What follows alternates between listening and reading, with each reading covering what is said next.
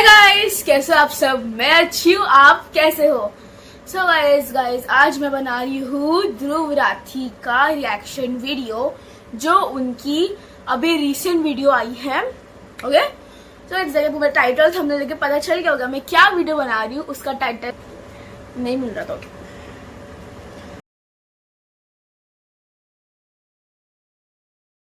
Guys बाप रे, वो उस दिन कैसा हुआ था मैं भूल नहीं सकती वो कि ऐसा हुआ था। बाप रे, लेट्स स्टार्ट। सेट करते पूरा।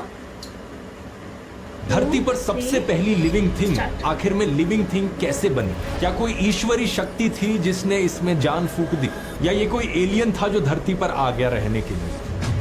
और कुछ हफ्तों तक ऑब्जर्व करने के बाद इन्होंने एक बहुत ही हैरान कर देने वाली चीज देखी। यहीं से ही जन्म हुआ सिंगल सेल्यूलर ऑर्गेनिजम्स का, जो बाद में जाकर यहाँ से जन्म हुआ सिंगुलर का स्पेस में सेल।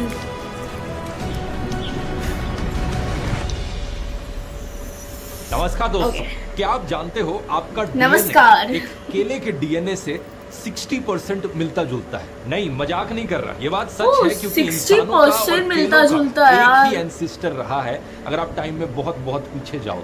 मतलब हमारे और एक केले के जो पर 100 मिलियन पर दादा थे, वो पर ये बात सिर्फ केले के लिए नहीं बल्कि दुनिया में मौजूद हर जानवर और पेड़ पौधे के लिए। और अगर आप टाइम में और भी पीछे जाओ, 3.7 बिलियन ईयर्स पीछे चले जाओ, तो पता लगेगा कि धरती पर रहने वाले सारे लिविंग ऑर्गेनिजम्स का एक ही कॉमन एंसेस्टर रहा है, लूका।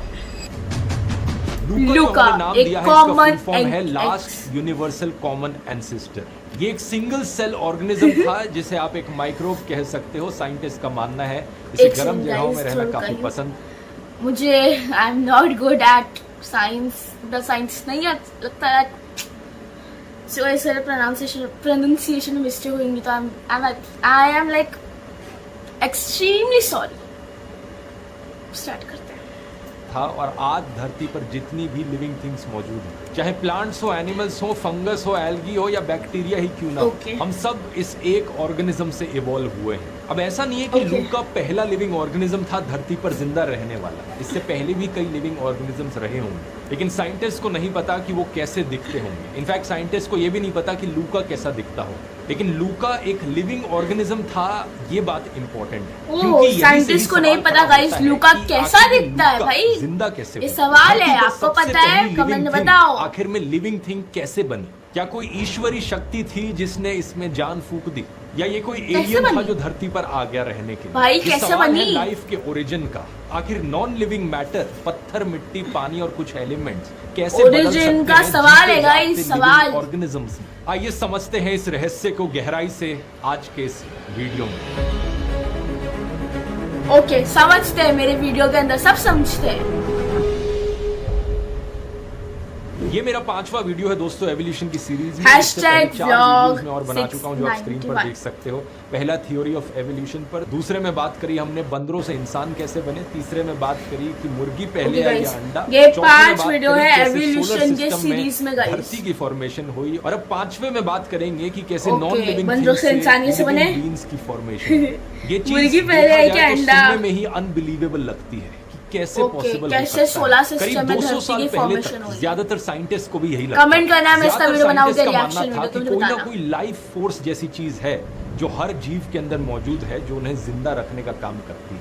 लेकिन साल 1780s में एक फ्रेंच केमिस्ट एंटोनी लेवोसियर ने पहला ऐसा एक्सपेरिमेंट किया जिसने साबित किया कि शायद living things non living things से इतनी भी अलग नहीं है। इन्होंने एक गिनी पिग जानवर को लिया और उसकी बॉडी हीट को मापने एंटोनी लेवोसियर ने से बर्फ कितनी जल्दी मेल्ट होती है, और साथ ही साथ कितनी ज्यादा कार्बन डाइऑक्साइड ये रिलीज करता है।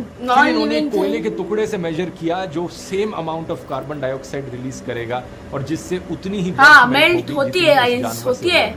ये देखकर इन्होंने कंक्लूड किया लाइफ एक केमिकल प्रोसेस है। नॉन लिविंग थिंग्स और लिविंग थिंग्स दोनों सेम कार्बन डाइऑक्साइड रिलीज करेगा। कुछ साल बाद 1790s में एक इटालियन डॉक्टर लुइगी गलवानी कुछ मरे हुए मेंढकों के साथ काम कर रहे थे। इन्होंने मेंढकों की टांगों को ब्रास हुक पर लटका रखा था और इनके हाथ में एक स्टील का ब्लेड था। गलती से टच हुआ उन टांगों पर और ये टांगे अचानक से कांपने लगे। मरे हुए मेंढकों के साथ लुई की गलवानी काम कर रहे का आविष्कार कर लिया है। इन्होंने इसे एनिमल इलेक्ट्रिसिटी का नाम दिया। इन्होंने कहा किसी ना किसी प्रकार की बिजली है जो हर लिविंग थिंग में मौजूद है, जिसकी वजह से ये हो रहा है। लेकिन इनका ये कंक्लूजन अलेक्जेंड्रो वोल्टा ने गलत प्रूफ कर दिया। उन्होंने कहा कि ये मेंढकों की टांगों की वजह से नहीं, ये इन दोनों मेटल्स की वजह से हो रहा है। ये स्टील का ब्लेड जब ब्रास हुक से टकराता है तो इलेक्ट्रिसिटी प्रोड्यूस होती है। उनके वोल्टा ने गलत कर दिया गाइस, गलत कर दिया करके दुनिया को पहली इलेक्ट्रिक बैटरी भी बना कर दी। ये सेल्स कुछ ज्यादा जोर से नहीं बोल रही बिकॉज़ मुझे नहीं समझ आ रहा मैं कैसे बोल रही हूं। वोल्टेज शब्द वोल्टा के नाम से ही आया। मेरा माइक है ना, ज्यादातर लोग कन्विंस नहीं, उन्हें अभी भी लग रहा था कि मेरे को जोर से बोला कोई ना कोई स्पेशल एनर्जी तो जरूर है जो नॉन लिविंग थिंग्स में नहीं है। असल में बात क्या थी कि साइंटिस्ट का ऐसा सोचने के पीछे एक बड़ा कारण था। ज्यादातर केमिकल कंपाउंड्स जो एक लिविंग बीन के अंदर पाए जाते थे, जैसे कि फैट्स, प्रोटीन्स और शुगर्स, वो किसी भी नॉन लिविंग थिंग में देखने को नहीं मिलते। जैसे कि पत्थर, मिट्टी, बाकी और मिनरल्स। क्या कारण था गाइस? ऑर्गेनिक केमिस्ट्री का भी जन्म हुआ था। स्कूल में याद है ना, ऑर्गेनिक केमिस्ट्री और इनऑर्गेनिक केमिस्ट्री पढ़ाते हैं। कभी सोचकर देखा ये दो अलग अलग नाम क्यों हैं? क्योंकि ज्यादातर ऑर्गेनिक कंपाउंड्स जो है वो वही है जो इंसानों और लिविंग बीन्स के अंदर पाए जाते हैं, और ज्यादातर inorganic compounds non living things में पाए जाते हैं। हाँ, अलग अलग नाम क्यों है गाइस? क्यों है? साइंटिस्ट को लगता था ये जो ऑर्गेनिक कंपाउंड्स हैं ये सिर्फ क्योंकि लिविंग थिंग्स के अंदर बन रहे हैं, इसका मतलब कोई ना कोई लाइफ फोर्स जरूर है जो इन ऑर्गेनिक कंपाउंड्स को बनाने का काम कर रही है। इस मिस्ट्री को सॉल्व करने का टर्निंग पॉइंट आया साल 1828 में, जब जर्मन केमिस्ट फ्रीडरिश वेलर ने गलती से एक इनऑर्गेनिक कंपाउंड से ऑर्गेनिक कंपाउंड बना दिया। अमोनियम साइनेट से उन्होंने यूरिया को सिंथेसाइज कर दिया, वही कंपाउंड जो हमारे पेशाब में पाया जाता है। इस एक एक्सपेरिमेंट ने सबको चौंका कर रख दिया। पहली बार लोग ये देखकर हैरान हो गए कि इनऑर्गेनिक कंपाउंड से एक ऐसी चीज बन सकती है जो इंसानों की बॉडी के अंदर भी पाई जाती है। यहाँ से ये लाइफ फोर्स का कॉन्सेप्ट धीरे धीरे खत्म होना शुरू हुआ। 1850s में पेरिस में रहने वाले एक केमिस्ट मार्सेलिन बेर्थेलॉट ने इस पूरे कॉन्सेप्ट को खत्म करने के लिए अपना एक टोटल सिंथेसिस प्रोग्राम शुरू किया। उन्होंने कहा कि सिर्फ कार्बन, हाइड्रोजन, ऑक्सीजन और नाइट्रोजन की मदद से मैं सारे ऑर्गेनिक कंपाउंड्स बनाकर दिखा सकता हूँ, और उन्होंने ये करके दिखा भी दिया। सबसे पहले उन्होंने हाइड्रोकार्बन्स बनाए, फिर total synthesis program guys, total फिर एस्टर्स बने, और बाद में ऑर्गेनिक एसिड्स भी बनाकर दिखा दिए। यही सारी चीज 11th 12th क्लास में आज आप पढ़ते हो। अब इस पॉइंट पर लोग मानने लग गए थे, हाँ ठीक है, मान लिया कि ऑर्गेनिक कंपाउंड्स को केमिकल रिएक्शन से बनाया जा सकता है, लेकिन ऑर्गेनिक कंपाउंड्स अपने आप में लाइफ तो नहीं है ना, वो जिंदा तो नहीं है, तो चीजों के अंदर वो लाइफ मैंने पढ़ी नहीं हूं, पर मुझे नॉलेज लाइफ को डिफाइन करना जरूरी है। किसी चीज के लिविंग होने का क्या मतलब है? क्या जिंदा रहने का मतलब ये हुआ कि आप चल फिर सकते हो? अगर हाँ, तो इस डेफिनेशन से सारे जानवर तो लिविंग बीन्स हैं, लेकिन पेड़ पौधे तो चल नहीं सकते। लेकिन ऐसा नहीं कि वो लिविंग बीन नहीं है। अब अगर हम कहें कि लाइफ का मतलब है जो चीजें रिप्रोड्यूस कर सकती हैं, तो इसमें प्लांट्स, एनिमल्स, बैक्टीरिया सब कुछ आ जाए। लेकिन फिर खच्चर जैसे जानवरों का क्या? पर वो भी लिविंग बीन्स है, नहीं कर सकते। वो भी जिंदा है, लिविंग थिंग है, लेकिन ये रिप्रोडक्शन वाली डेफिनेशन उन पर फिट नहीं बैठ रही। 2011 में बायोफिजिसिस्ट एडवर्ड ट्रिफोनोव ने लाइफ की डेफिनेशंस पता करने की कोशिश करी, तो उनको 123 अलग अलग डेफिनेशंस। इन सभी डेफिनेशंस में एक कॉमन कंसेंसस था कि life is self reproduction with variation. इस डेफिनेशन में ऐसे क्रीचर्स भी ऐड कर दिए गए जो रिप्रोडक्शन से पैदा हुए हैं, भले ही खुद रिप्रोड्यूस ना कर सकते। लेकिन चीजों को सिंप्लीफाई करने की जगह हमें यहाँ पर डिफरेंसेस समझने जरूरी हैं, अगर हमें इस हिस्ट्री को आंसर करना है कि non living things living things में कैसे बदल जाती है। पहला डिफरेंस है कॉम्प्लेक्सिटी का।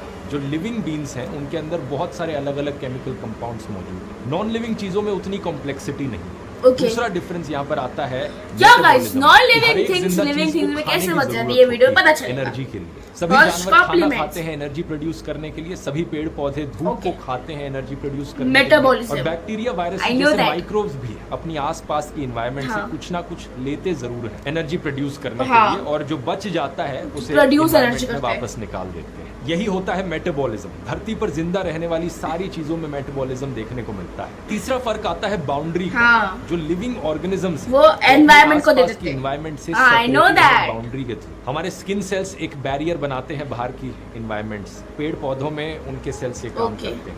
बैक्टीरिया और वायरसेस में सिंगल सेल्ड ऑर्गेनिजम्स में सेल वॉल ये काम करती है। अंदर जो भी चीजें हैं उन्हें बाहर की चीजों से सेपरेट रखने का और प्रोटेक्ट करके रखने का काम। और चौथी कंडीशन हो गई रिप्रोडक्शन, सिंगल सिंप्लीफाई जो करके खुदा उसे सेल वॉल बोलते हैं। रेप्लिकेशन, छोटे से छोटे सिंगल सेल माइक्रोब्स खुद को रेप्लिकेट कर सकते हैं। उनके अंदर मौजूद जो डीएनए होता है वो रेप्लिकेट कर सकता है और उन जैसे बनाने के लिए। अब इन चार क्राइटेरिया के आधार पर एक-एक करके समझते हैं कि कैसे ऐसे लाइफ फॉर्म्स बने जो इन क्राइटेरियाज पर खरे उतरने लगे। क्योंकि सच बात यह है दोस्तों, नॉन लिविंग अचानक से नहीं हुआ, ये बहुत धीरे धीरे ग्रेजुअली हुआ है कि एक स्पेक्ट्रम की तरह है। इस स्पेक्ट्रम पर एक पॉइंट पकड़ना आज गाइस मैं सामने नहीं दूंगी मैं देखने को मिला। प्रोटेक्शन गाइस, प्रोटेक्शन के साथ बैठी हूँ। सबसे पहले है कॉम्प्लेक्सिटी। आखिरकार डीएनए जैसी कॉम्प्लेक्स चीजें कैसे बन गई। मैंने इस वीडियो में समझाया था कि कैसे हमारा सोलर सिस्टम पहले एक धूल और मिट्टी का सिर्फ एक बादल था, जिससे सूरज बना और बाद में धरती की फॉर्मेशन। धरती के बनने के बाद हमने बात करी थी कि कैसे शुरुआत में बार बार बौछार हो रही थी कॉमेट्स और इस एरा को लेट हेवी बॉम्बार्डमेंट का समय कहते हैं। कुछ साइंटिस्ट का मानना है कि हमारी लाइफ के बिल्डिंग ब्लॉक्स इन्हीं कॉमेट्स धरती के बनने के बाद इस कैसे पैंसपर्मिया थ्योरी कहते हैं। इसके अनुसार लाइफ की शुरुआत धरती पर नहीं हुई थी बल्कि स्पेस में हुई और इस एरा को लेट बोलते हैं गाइस। लेकिन आज के दिन हमारे पास इसका ठोस सबूत मौजूद है कि लाइफ के बिल्डिंग ब्लॉक्स स्पेस में मौजूद है। ये हमें पता चल पाता है स्पेक्ट्रोस्कोपी की मदद से। इसे मैंने डिटेल में इस वाले वीडियो में लाइफ की शुरुआत करोड़ों अरबों मील स्टार्स और गैलेक्सीज से आने वाली रोशनी का जो स्पेक्ट्रम बनता है, हम उसे एनालाइज करते हैं केमिकल कॉम्पोजिशन पता करने के लिए। डेटा साइंस की मदद से हम बारीकी से पता कर पाते हैं कि एग्जैक्टली कौन से एलिमेंट्स उन स्टार्स और गैलेक्सीज में मौजूद हैं। वैसे डेटा साइंस जैसी फील्ड का इस्तेमाल ऑलमोस्ट हर एक इंडस्ट्री में किया जा रहा है आज के दिन। Automobile, finance, media, health care. अगर आप अपने आप को इसमें अपस्किल करना चाहते हैं और इस डायनेमिक फील्ड में एंटर करना चाहते हैं तो आज के वीडियो के स्पॉन्सर Scalar.com एक बढ़िया सॉल्यूशन ऑफर करते हैं। Scalar एक ऑनलाइन टेक लर्निंग प्लेटफॉर्म है जो प्रोग्राम्स प्रोवाइड करता है सॉफ्टवेयर डेवलपमेंट, डेटा साइंस और मशीन लर्निंग में। टॉप टेक कंपनीज के इंडस्ट्री एक्सपर्ट्स यहाँ पर लर्नर्स को मेंटर करते हैं। Scalar ने अब तक 15,000 करियर ट्रांसफॉर्मेशन में हेल्प की है और आप उन स्टूडेंट्स की सक्सेस स्टोरीज इस सेक्शन में देख सकते हो। और 100 से भी ज्यादा कैपस्टोन प्रोजेक्ट्स का एक्सेस मिलता है जो आपको इंडस्ट्री रेडी बनाने में हेल्प करेंगे। स्केलर ने Google, Meta, Flipkart, Amazon, Myntra जैसी 900 से ज्यादा कंपनीज के साथ प्लेसमेंट पार्टनरशिप की है, जिसके थ्रू वो अपने लर्नर्स को प्लेसमेंट असिस्ट प्रोवाइड करते हैं। इनका एक इजी ईएमआई ऑप्शन भी है 2 साल के लिए 0% इंटरेस्ट के साथ। तो अगर आपको लगता है कि स्केलर आपके करियर को बूस्ट करने में आपकी मदद कर सकता है तो इनकी वेबसाइट का लिंक नीचे डिस्क्रिप्शन में मिल जाए। अब अपने टॉपिक पर वापस आते हैं। 1930s में स्पेक्ट्रोस्कोपी की मदद से जब साइंटिस्ट ने हमारी गैलेक्सी में गैस और धूलों के बादलों को स्टडी किया तो उन्हें पता चला कि इनके अंदर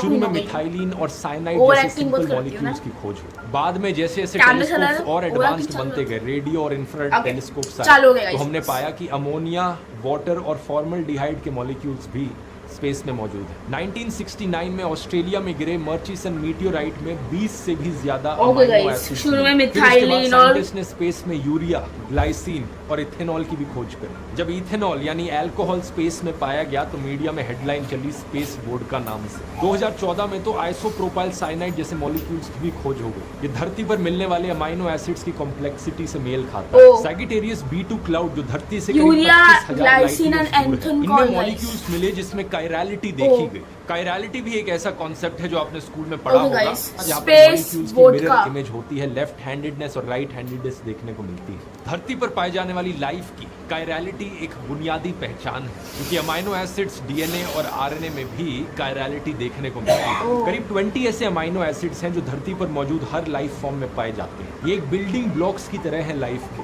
और सारे के सारे 20 अमाइनो एसिड्स ऑलरेडी स्पेस में पाए जा चुके हैं। इनके अलावा 2 तरह के न्यूक्लिक एसिड्स, पहला डीएनए और दूसरा आरएनए, इन्हें भी लाइफ का बिल्डिंग ब्लॉक कंसीडर किया जाता है। हालांकि खुद से ये डीएनए 20 अमाइनो एसिड्स गाइस जिसमें लाइफ पाई जाती है। डीएनए आरएनए का कोर कंपोनेंट होता है एक शुगर जिसका नाम है राइबोस। 25,000 लाइट ईयर्स दूर सैजिटेरियस B2 जैसे gas cloud first DNA, second RNA जो कार्बन कंपाउंड्स के साथ रिएक्ट करके राइबोस बनाता है। तो इन डीएनए आरएनए के बिल्डिंग ब्लॉक्स स्पेस में मिलते हैं। साइंटिस्ट जेम्स लवलॉक ने इसी को लेकर कहा कि यूनिवर्स एक बड़े वेयर हाउस की तरह है, जहाँ पर लाइफ के लिए जो भी स्पेयर पार्ट्स चाहिए वो सभी अवेलेबल है। आज के दिन ज्यादातर साइंटिस्ट भी यही मानते हैं कि स्पेस अपने आप में ही एक केमिकल फैक्ट्री की तरह काम कर रहा है। इसका मतलब है कि धरती को खुद से बहुत ज्यादा मॉलिक्यूल सिंथेसिस साइंटिस्ट लेवलॉक ने गाइस का are galaxy were a giant warehouse containing the spare parts. अब इन रॉ मटेरियल से धरती पर और कॉम्प्लेक्स चीजें कैसे फॉर्म हुई, इसके लिए space is like a guys chemical factory है। इस थ्योरी के अनुसार धरती पर एक गर्म से तालाब में इनऑर्गेनिक मॉलिक्यूल्स का रिच मिक्सचर रहा हो, जिसमें बिजली पड़ी, वोल्केनो से निकलने वाली गर्मी पड़ी, जिसकी वजह से बहुत सारे कॉम्प्लेक्स मॉलिक्यूल जो आजकल हमें स्कूल की पढ़ाई में बताया जाता है। Billions of volts of electricity trigger a chain of improbable coincidences to create the first ever cell. Charles Darwin ने साल 1871 में कहा था कि किसी स्टार्ट मिला guys, lightning start the chemical show और हीट की मौजूदगी से सबसे पहले किसी तरीके का प्रोटीन बना होगा। उस प्रोटीन से बाद में लाइफ इवॉल्व हुई होगी। लेकिन क्या सही में ऐसा हो सकता है? इसका एक प्रैक्टिकल एक्सपेरिमेंट किया गया साल 1953 में। चार्ल्स डार्विन ने भी कहा था गाइस, इन्होंने एक 5 लीटर का बड़ा सा glass ammonia phosphatase electricity lights इस सबसे पहले प्रोटीन कंपाउंड था गाइस, जैसे कि उसके बाद ही गाइस लाइफ इवॉल्व हुई और कुछ हफ्तों तक ऑब्जर्व करने के बाद इन्होंने एक प्रैक्टिकल कर देने वाली एक्सपेरिमेंट किया गया। चुने इनऑर्गेनिक 5 ग्लास कंटेनर लेके बिल्डिंग ब्लॉक्स बन रहे थे। कुछ हफ्तों बाद इस कंटेनर में gas, methane gas and water vapour भर के बन गए। तो इस बात से ये चीज साबित हो गई कि अगर हमारे पास रॉ मटेरियल्स हैं और 4 बिलियन साल पहले ऑब्जर्व किया ही बनने लग जाते हैं। दूसरा क्राइटेरिया है यहाँ पर रेप्लिकेशन का। इसके लिए एक थ्योरी है जिसे क्ले मिनरल हाइपोथेसिस कहा जाता है। क्ले जो चिकनी मिट्टी है, उसके charge surfaces primary organic molecules को जोड़कर रखने और उनके बीच होने वाले रिएक्शंस की स्पीड तेज करने में बहुत ये मिट्टी एक सरफेस प्रोवाइड करती है जिस पर रेप्लिकेशन जमा होते रहते हैं और concentrate clay mineral hypothesis nucleotide molecules को जोड़ने में हेल्पफुल थी और ये एक चेन में जुड़ने लगे। धीरे धीरे यहाँ पर माना जाता है कि ऑर्गेनिक मॉलिक्यूल्स की एक बड़ी चेन बनी जिसे हम आरएनए कहते हैं।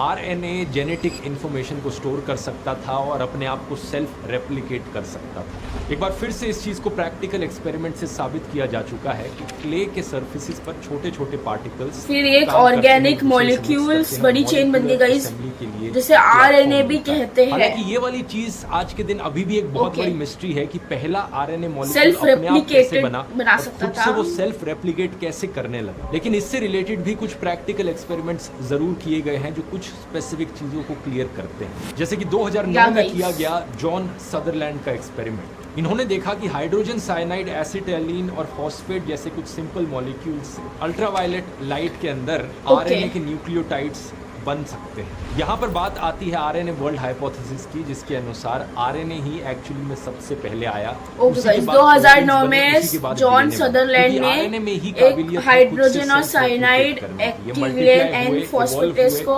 इवेंचुअली अल्ट्रा वर्ल्ड लाइन बनाई हो गए और इन्हीं प्रोटीन से बना डीएनए। आरएनए वर्ल्ड हाइपोथेसिस तरीके से लंबे समय तक आरएनए इवॉल्व्ड फर्स्ट हुआ था और खुद की कॉपीज बना सकता था। प्रोटीन वर फॉर्म्ड एंड फिर उसके बाद डीएनए बना। फिर इसलिए आरएनए के पास एबिलिटी है, इसलिए वो मल्टीप्लाइड होता है। वो अलग ऑर्गेनिज्म कब बने जब बाकी आसपास की एनवायरनमेंट से अलग होने लगे। ये चीज इमेजिन करनी इतनी मुश्किल नहीं है क्योंकि इसका एक प्रैक्टिकल उदाहरण आप सबको घर में देखने को मिलता है। जब भी आप बाथरूम में हाथ धोने जाते हैं, बाउंड्री आप हाथ धोने की जो मॉलिक्यूल्स बनने के बाद आरएनए बना, फिर सेपरेट ऑर्गेनिज्म बना, डर्ट डस्ट को चिपका लेते हैं अपने साथ और पानी में बह जाते हैं।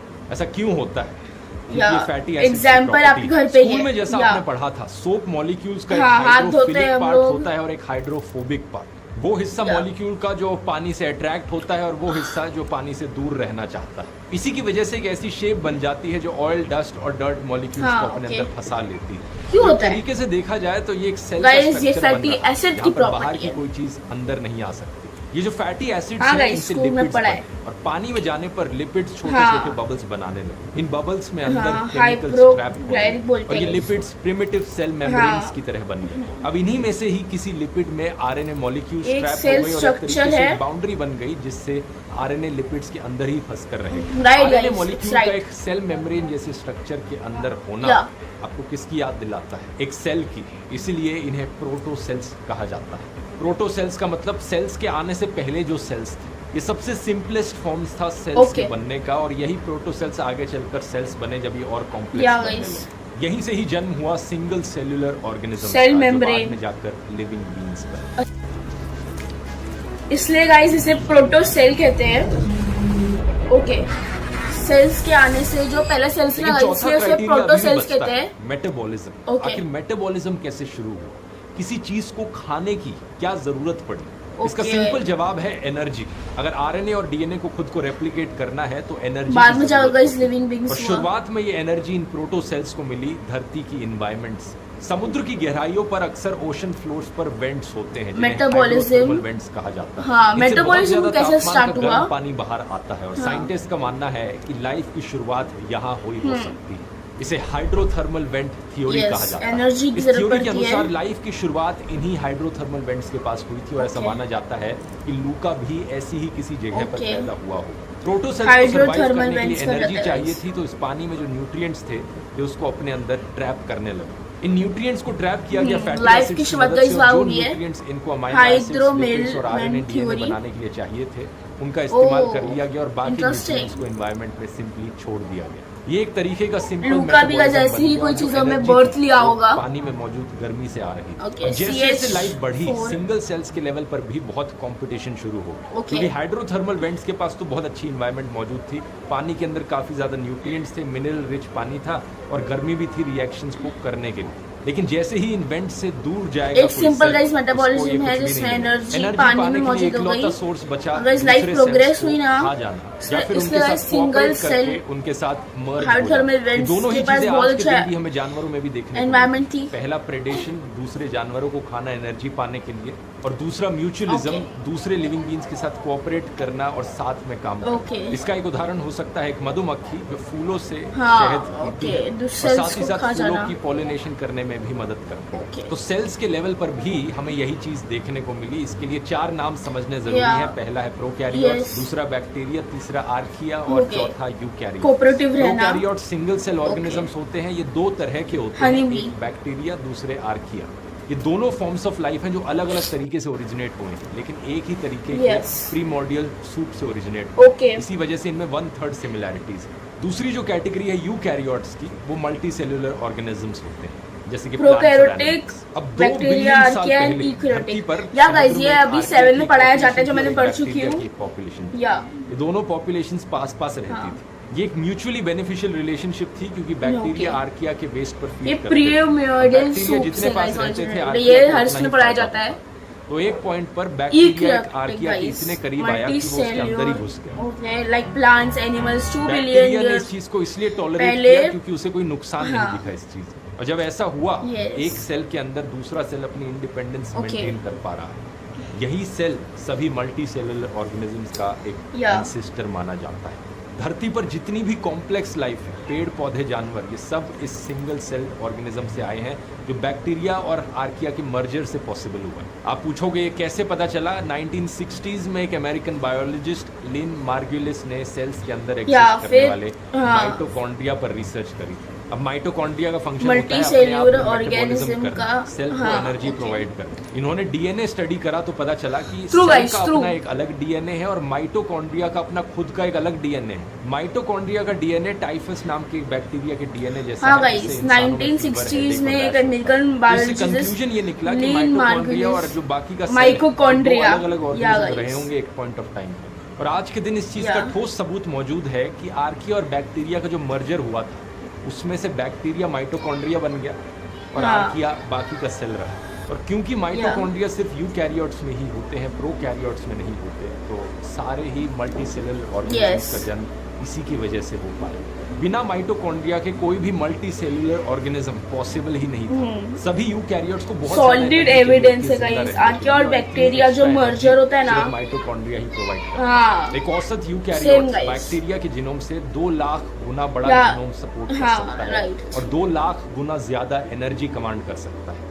इतनी Yeah. एक्स्ट्रा एनर्जी की वजह से True, guys. यूकैरियोटिक सेल्स बनने शुरू हुए, जीन्स की शुरुआत हुई। हाँ, natural मल्टी selection सेलुलर का ऑर्गेनिज्म process पॉसिबल ही नहीं हो सकता तो जब overall तक देखा जाए, ये जो यूकैरियोटिक non-living thing से सेल living जिंदा being में नहीं बनने का है तो transformation, माइटोकॉन्ड्रिया ये कोई ऐसी चीज प्रोवाइड नहीं जो एक्स्ट्रा अचानक एनर्जी से कैसे एक करेगा? झटके में हो गई। या इसके लिए बहुत सारी अलग अलग हाँ, चीजें 2 हुई हैं, लाख जिनमें बड़ा है बहुत गाइस लंबा समय बैक्टीरियल लगा है। जीनोम स्पेसिफिकली कहा जाए तो कम और से 2 लाख कम 2 ज्यादा बिलियन एनर्जी सालों का कमांड समय करता लगा है। है इस ट्रांसफॉर्मेशन को इसलिए होने में। गाइस सबसे पहली यूकैरियोटिक लाइफ सेल की डेवलप एज करने एस्टिमेट लगा करी जाती है 3.7 नेचुरल सिलेक्शन बिगिन में प्रोसेस करने के लिए। सबसे पहले मल्टी सेलुलर Yes, ऑर्गेनिज्म की yes, एज guys. एस्टिमेट करी जाती है कम से कम 1.5 बिलियन ईयर्स पहले। इसके लिए इतना बहुत लंबा साल समय लगे। लगता है, इतने सारे अलग अलग प्रोसेसेस सही होने पड़ते हैं, वो भी सही कंडीशंस और सही रॉ मटेरियल्स के साथ, या तब गाइस जाके 2 ट्रांसफॉर्मेशन बिलियन सालों का पूरा ट्रांसफॉर्मेशन हुआ है। होगा कि हम सब स्टार डस्ट के बने हैं।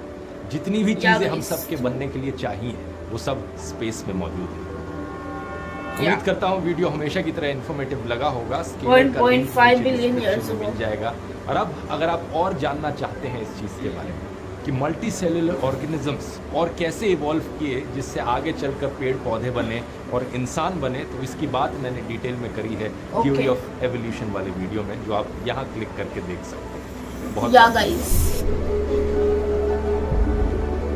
गाइस इंफॉर्मेटिव तो था। या गाइस यार वीडियो तो खत्म होता है। तो गाइस इससे हमें पता चला कि कैसे लाइफ बिगिन हुई, नॉन लिविंग थिंग और लिविंग थिंग में कैसे बदली। तो गाइस सिंपल था गाइस, देखा गाइस अपने माइटोकॉन्ड्रिया नहीं होता तो फिर डीएनए आरएनए बहुत सब कुछ था। सो यार गाइस आज की वीडियो इन्फॉर्मेटिव लगी होगी तो लाइक करना, शेयर करना, सब्सक्राइब करना। मिलते हैं ऐसी एक अलग और इंटरेस्टिंग साइंस से रिलेटेड चाहते हो तो लाइक करो, शेयर करो।